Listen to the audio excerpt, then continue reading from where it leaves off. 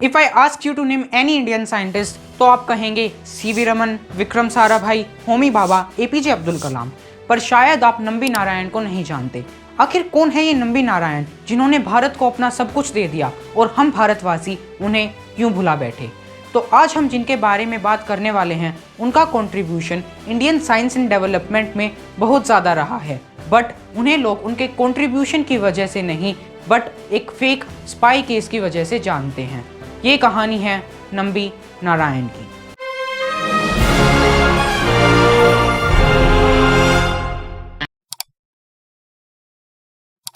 नंबी नारायण का जन्म 12 दिसंबर 1941 में तमिलनाडु में हुआ था। Thiagarajar college of engineering Madurai से उन्होंने मैकेनिकल इंजीनियरिंग में बीटेक किया एंड देन ईयर 1966 में इन्होंने इसरो को as a technical assistant join किया।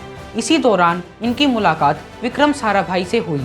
विक्रम साराभाई पहली मुलाकात में ही नंबी नारायण के टैलेंट को रिकॉग्नाइज कर चुके थे। विक्रम साराभाई ने उनसे कहा कि अगर वह आईवी लीग की किसी भी यूनिवर्सिटी में एडमिशन लेने को कामयाब हुए तो वह उन्हें वहां पढ़ने के लिए लीव ग्रांट कर देंगे।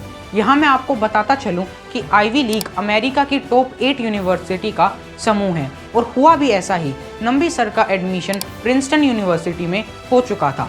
प्रिंसटन यूनिवर्सिटी में उन्होंने केमिकल रॉकेट प्रोपल्शन में मास्टर्स सिर्फ 10 महीने में कंप्लीट किया। मास्टर्स कंप्लीट करने के बाद नंबी नारायण को नासा में जॉब का ऑफर भी आया, लेकिन नंबी नारायण में जो चीज़ सबसे ज़्यादा थी वो थी देशभक्ति। उन्होंने इस ऑफर को ठुकरा दिया और इंडिया वापस आ गए। इंडिया में आकर उन्होंने देखा कि इसरो अपने रॉकेट्स में सॉलिड फ्यूल्स को यूज़ करता है और सॉलिड फ्यूल्स के साथ प्रॉब्लम ये है कि सॉलिड फ्यूल्स के स्पेसिफिक इम्पल्स लिक्विड फ्यूल से काफ़ी कम होता है। स्पेसिफिक इम्पल्स वो थ्रस्ट होता है जो एक यूनिट प्रोपेलेंट को बर्न करने से आता है। प्रोपेलेंट फ्यूल और ऑक्सीजन गैस का मिक्सचर होता है। नंबी नारायण ने विक्रम साराभाई को सॉलिड फ्यूल से लिक्विड फ्यूल पर शिफ्ट करने के लिए कन्विंस कर लिया और फिर उन्होंने विकास इंजन को डेवलप किया। विकास इंजन इंडिया का सबसे बेस्ट सिस्टम माना जाता है। इसे अब भी GSLV एंड PSLV रॉकेट्स में यूज़ किया जाता है। चंद्रयान और मंगलयान मिशन में जो इंजन यूज़ हुआ था वो विकास इंजन ही था। इंडिया अब तक सॉलिड और लिक्विड फ्यूल्ड रॉकेट्स को मास्टर कर चुका था, लेकिन अभी भी कुछ बाकी था। क्रायोजेनिक फ्यूल को सबसे एफिशिएंट फ्यूल माना जाता है क्योंकि इसमें हाइड्रोजन को बर्न किया जाता है और हाइड्रोजन का स्पेसिफिक इम्पल्स सबसे ज़्यादा होता है। लेकिन हाइड्रोजन के साथ एक प्रॉब्लम यह है कि रूम टेम्परेचर पे ये गैस की फॉर्म में होता है और जैसा कि आप जानते ही होंगे कि गैस लिक्विड से ज़्यादा स्पेस ऑक्युपाई करता है, जो रॉकेट को ज़्यादा बल्कि, बड़ा और भारी बना देता है। इसलिए पहले हाइड्रोजन को कंडेंस करके लिक्विड फॉर्म में कन्वर्ट किया जाता है और फिर उसे यूज़ किया जाता है। एक क्रायोजेनिक इंजन बहुत कॉम्प्लेक्स होता है। इसी कारण उस समय सिर्फ US, Russia, China, France and Japan के पास ये टेक्नोलॉजी थी। ये बात है ईयर 1992 की। इंडिया किसी ऐसी कंट्री को ढूंढ रहा था जो हमें क्रायोजेनिक इंजन बनाने की टेक्नोलॉजी दे सके। US ने इंडिया से इस टेक्नोलॉजी के बदले 950 करोड़ मांगे, फ्रांस ने 650 करोड़, लेकिन रशिया इस टेक्नोलॉजी को 235 करोड़ में इंडिया को देने को तैयार था। इंडिया और रशिया के बीच एक डील साइन की गई, लेकिन अब US नहीं चाहता था कि इंडिया के पास क्रायोजेनिक टेक्नोलॉजी आए।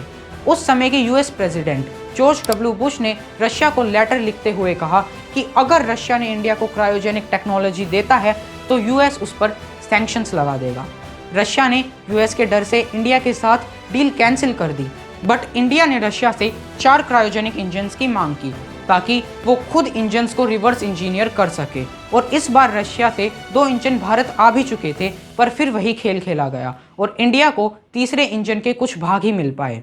इसरो का प्लान था क्रायोजेनिक इंजन को 1999 तक मास्टर कर लेना और इस प्रोजेक्ट के हेड थे नंबी नारायण। 20 नवंबर 1994 केरला पुलिस मरियम रशीदा नाम की एक मालदीवियन सिटीजन को अरेस्ट करती है। मरियम रशीदा का वीज़ा काफ़ी टाइम पहले ही एक्सपायर हो चुका था, लेकिन वह अभी भी इंडिया में थी। पुलिस को शक था कि वह पाकिस्तानी स्पाई है। उसके पास इसरो के रॉकेट इंजन्स की फोटोज मिली। 30 नवंबर को केरला पुलिस ने नंबी नारायण को अरेस्ट कर लिया on the charges of selling ISRO's rocket secrets to Pakistan. Police ने नंबी सर को 50 दिन के लिए अपनी कस्टडी में रखा, उन्हें टॉर्चर किया और एक बार तो ये टॉर्चर इस हद तक पहुंच गया कि उन्हें हॉस्पिटलाइज भी करना पड़ गया। नंबी नारायण अपनी ऑटोबायोग्राफी में लिखते हैं कि उन्हें क्राइम कन्फेस करने के लिए फोर्स किया गया और टॉप इसरो साइंटिस्ट पर ब्लेम डालने को कहा गया। उनके अरेस्ट के 50 दिन बाद उस वक्त की केंद्र सरकार ने यह केस सीबीआई को सौंप दिया। अभी तक कोर्ट ने अपना फैसला नहीं सुनाया था, पर जनता वो अपना फैसला कर चुकी थी। नंबी नारायण की फैमिली को मंदिर में जाना मना था, कोई भी रिक्शा वाला उन्हें बैठने नहीं देता था और लोग उन्हें और उनकी फैमिली को बॉयकॉट कर चुके थे। वैसे भी हम भारतीय बगैर कुछ सोचे, बगैर कुछ समझे, किसी की भी सलाह पे किसी भी इंसान या किसी भी योजना को बॉयकॉट करने में महारत रखते हैं। खैर, सीबीआई के पास जब केस आया तो रहस्यों से पर्दा उठने लगा। पता चला कि जिन डॉक्यूमेंट्स को स्मगल करने का नंबी नारायण के ऊपर आरोप लगा था वो तो पहले से ही पब्लिक डोमेन में थे। जी हाँ, दे वर नॉट कॉन्फिडेंशियल। जिस टेक्नोलॉजी को स्मगल करने का नंबी नारायण के ऊपर आरोप लग रहा था वह टेक्नोलॉजी उस समय पर भारत के पास थी ही नहीं। The allegations were all fabricated. In year 1966 CBI ने इस केस को बंद कर दिया। Nambi Narayan was proved innocent, but फिर भी उन्हें उनकी पोस्ट वापस नहीं मिली तो इसरो में एक डेस्क जॉब। ईयर 2001 में वो रिटायर हो गए, बट उनकी स्ट्रगल अभी भी खत्म नहीं हुई थी। Even after being proved innocent, जनता उन्हें देशद्रोही मानती रही। एक ऐसा इंसान जिसने अपनी कंट्री के लिए नासा तक को रिजेक्ट कर दिया, उस पर देशद्रोह का आरोप लगा। लेकिन सोचने वाली बात यह है कि इस फेक केस से फायदा किसको हुआ। मैंने थोड़ी देर पहले आपको बताया था कि इसरो का टारगेट था क्रायोजेनिक इंजन को 1999 तक कंप्लीटली बना लेना, पर इस सब के कारण वही क्रायोजेनिक इंजन फाइनली 2014 में कंप्लीट हुआ। इस एक फॉल्स केस की वजह से इसरो और इंडिया 15 साल पीछे हो गए। नंबी सर का मानना था कि इसमें यूएस और CIA का हाथ था, but if you ask me तो मैं कहूँगा कि ये सब हम इंडियंस की वजह से हुआ है। जाने क्यों कोई भी हमारे सिस्टम को इतनी आसानी से कैसे खरीद लेता है और अपने फ़ायदे के लिए इस्तेमाल कर लेता है। नंबी नारायण तो सिर्फ एक एग्जाम्पल हैं, एक लंबी लिस्ट है। होमी भाभा, विक्रम साराभाई, रवि कुमार मूले, के जोशी जैसे ना जाने कितने साइंटिस्ट हैं जिनकी डेथ मिस्टीरियसली हो चुकी है। 2009 से 2013 के 4 साल के पीरियड में ही इंडिया ने अपने 9 साइंटिस्ट को खो दिया। इनमें से किसी की भी मौत का कारण अभी तक पता नहीं चल पाया है।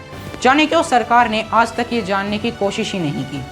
हम कह तो देते हैं कि इंडिया नोबेल प्राइज़ क्यों नहीं लाता, लेकिन क्या हम उन लोगों को जो नोबेल प्राइज़ ला सकते हैं वो रिस्पेक्ट, वो सेफ्टी और वो रिसोर्सेज देते हैं जो वो डिज़र्व करते हैं। हमारे मंगलयान मिशन का बजट 550 करोड़ था और हाल ही में आई मूवी RRR का बजट भी 550 करोड़ था। ये नंबर्स ही हमें बताते हैं कि कुछ तो गलत हो रहा है। इस सब के बाद नंबी नारायण को वर्तमान केंद्र सरकार ने 26 जनवरी 2019 को पद्म भूषण से तो नवाजा, पर उनके साथ जो हुआ उनका दोषी कौन है ये आज तक पता नहीं कर पाई। मैं खुद नंबी नारायण के बारे में नहीं जानता था, पर हाल ही में आई movie Rocketry the Nambi effect की वजह से मुझे और ना जाने कितने लोगों को इस महान साइंटिस्ट के बारे में जानने को मिला। इस सब के लिए मैं R माधवन, जिन्होंने यह मूवी बनाई है, का शुक्रगुजार हूँ। अंत में क्या आपको नहीं लगता कि नंबी नारायण को नासा का ऑफर ले लेना चाहिए था? Think about it.